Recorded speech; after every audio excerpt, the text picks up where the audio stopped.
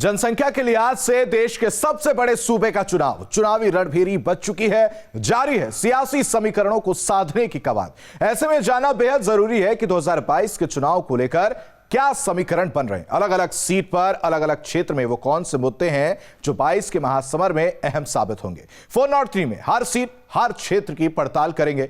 आज बात कानपुर की महाराजपुर विधानसभा सीट की।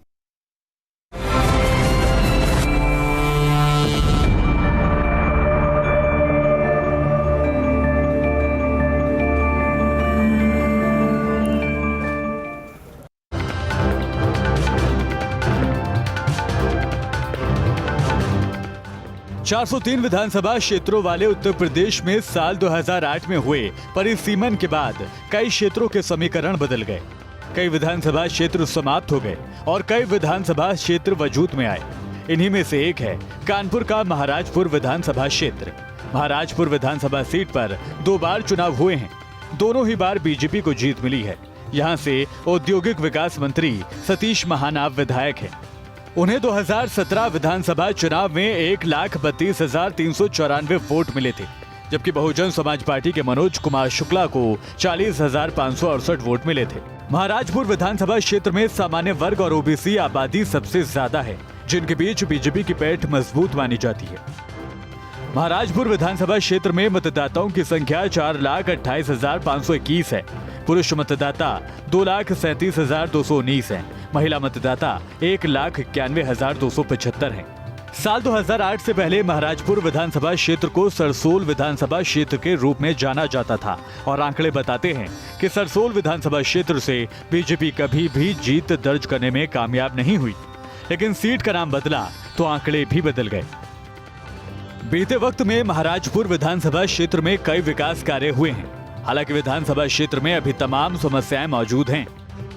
महाराजपुर विधानसभा सीट की सबसे बड़ी जो समस्या है वो जाम की समस्या है, और इसका सबसे बड़ा कारण जो अतिक्रमण है वो है, क्योंकि जगह जगह जो चौराहे हैं वहाँ पर अतिक्रमण देखने को मिलते हैं। जो ऑटो वाले हैं, ठेले वाले हैं, वो जगह जगह पर रुक जाते हैं, और इन अतिक्रमणकारियों की वजह से जो जाम है वो सबसे बड़ी एक समस्या उभर कर सामने आती है।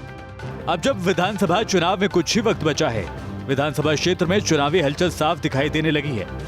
2022 के महासमर में जनता किस पर विश्वास जताती है, अभी इंतजार करना होगा। महाराजपुर से अमित सिंह के साथ टीम न्यूज स्टेट।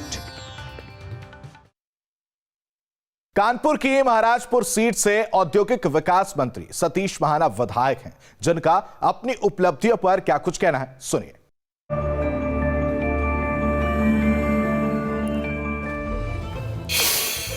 इस कार्यकाल की सबसे बड़ी उपलब्धि कि जो विकास की दृष्टि से जो नया क्षेत्र विधानसभा के नाते से महाराजपुर में जुड़ा था, विकास के नाते से शून्य था। आज मैं बड़े गर्व के साथ कह सकता हूं कि वहां के लोगों का जीवन स्तर बढ़ा है, वहां के लोगों को आम सुविधाएं मिली हैं, एक अच्छी सड़क मिली है, अच्छी जल निकासी का संसाधन मिला है, अच्छा पानी का संसाधन मिला है, अच्छा बिजली का संसाधन मिला है। जो पहले बांस बल्ली के ऊपर तारें लटकी रहती थी, सब मैंने हटवा दी। पहले गलियों में और सड़कों के ऊपर पानी भरा रहता था, सारी की सारी मैंने समस्याओं का समाधान किया और एक जनता के साथ एक कनेक्ट बनाया, एक कनेक्ट अपनेपन का, एक कनेक्ट विश्वास का। और जिस समय विश्वास का और अपनेपन का कनेक्शन बनता है, उस समय एक दूसरे की समस्याएं का दर्द भी एक दूसरे को होता है।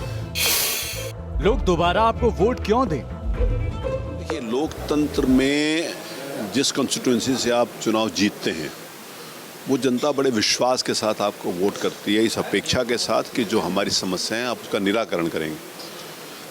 और कभी कभी लोग ये कहते हैं कि यार अच्छा काम करो, अगले चुनाव में जीतना है। तो मैं इस बात को कहता हूं कि नहीं, अगले चुनाव का निर्णय तो जनता करेगी।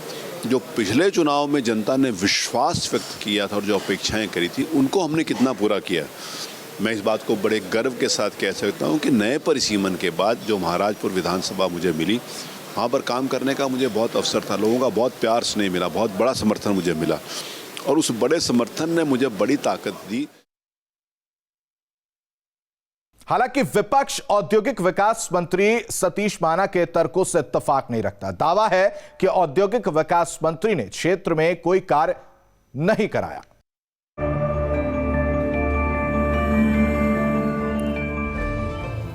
इस कार्यकाल में हुए विकास कार्यों को कैसे देखते हैं?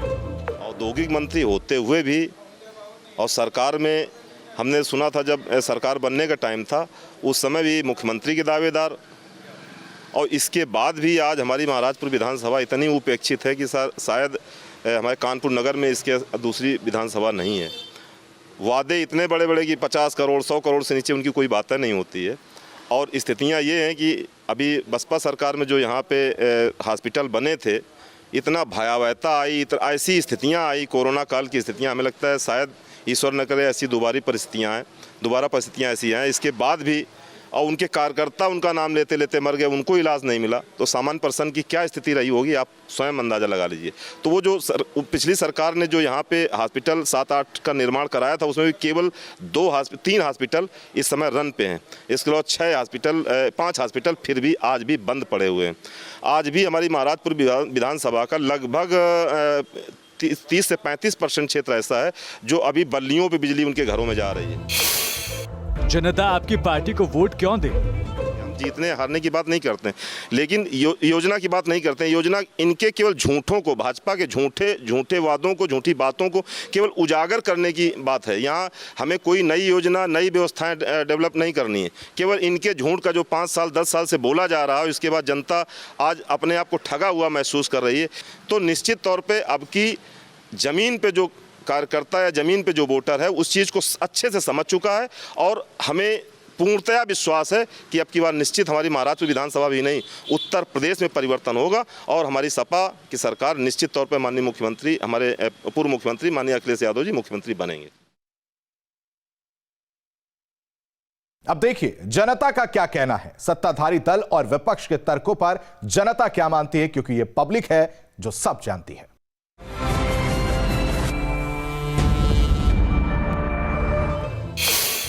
क्या इलाके में हुए विकास से आप संतुष्ट हैं? भैया हम बहुत ही ज़्यादा संतुष्ट हैं। पहले हमारे यहाँ गांधी ग्राम में सड़कें नहीं थीं, नालियाँ नहीं थी, सीवर लाइन नहीं थी। इस समय अधिकतर गलियों में सीवर लाइन है, सड़कें हैं। उससे हम कुछ संतुष्ट नहीं है। 5 साल में कोई बदलाव नहीं हुआ यहाँ पे। ना तो पानी की सुविधा है, ना तो यहाँ पे चौराहे पे देखा जाए तो टॉयलेट की व्यवस्था है, कहीं कुछ नहीं। आदमी परेशान हो जाता है। विधायक जी काम से तो लगभग पूरी तरह से संतुष्ट हैं, लेकिन कोरोना महामारी के चलते कुछ काम की रफ्तार धीमी हुई, और जो क्षेत्र की जनता की जो मूलभूत समस्याएं थी, चिकित्सा की समस्या है, कोरोना काल में जो चिकित्सा की समस्या, उसमें भी उन्होंने बहुत बढ़ चढ़कर हिस्सा लिया, और जो सड़क नाली खरंजे का काम था उसमें भी उनका सहयोग रहा, योगदान है। यहाँ 5 साल में सर कुछ भी हुआ नहीं है, और ना ही यहाँ पब्लिक टॉयलेट की व्यवस्था हो पा रही है। और सबसे बड़ी बात तो इन्होंने काम हम लोग का बहुत कराया। हमारा मोहल्ला विमान नगर में पड़ता है, वहाँ पे सीवर की बहुत बड़ी समस्या थी, पानी निकासी की बहुत बड़ी समस्या थी, जो कि इन्होंने सीवर की व्यवस्था हुई, पानी का निकासी का काम हुआ। सर फिलहाल हम ऐसा कुछ नहीं कह सकते, मैं संतुष्ट नहीं उतना। हाँ, उतना संतुष्ट नहीं हूँ, क्योंकि मेरे यहाँ पानी की भी दिक्कत है और बिजली की भी दिक्कत होती है यहाँ पर। क्या विधायक ने अपने सारे वादे पूरे किए? सिर्फ सहारा देते हैं, ये हो जाएगा वो हो जाएगा। एक सौर ऊर्जा लगा हुआ जिसका आज तक का देखिए उसमें पैनल 2 चोरी भी हो गए, उसकी बैटरी है, उसकी भी कोई सुनवाई नहीं। भाई सड़क पानी यही क्या हुआ, कुछ नहीं बदला, हमको समझ में आ रहा है। जो हमें चाहिए वो नहीं मिल पा रहा है। स्थानीय समस्याएं क्या हैं? समस्याएं हैं यहाँ। विधायक जी ने आज तक कभी शकल नहीं दिखाने आए यहाँ तक। ये रामा देवी एक मुख्य चौराहा है, कानपुर का सबसे बड़ा और मुख्य चौराहा माना जाता है, कई जगह को कनेक्ट करता है। उसके बावजूद आज तक क्योंकि यहाँ पर जो जाम की समस्या है वो लगातार बनी हुई है। सबसे बड़ी बात कि आईजी मोहित अग्रवाल 6 बार इस चौराहे का निरीक्षण कर चुके हैं, इसको गोद ले चुके हैं, लेकिन जो समस्या बनी हुई है वो जस की तस है।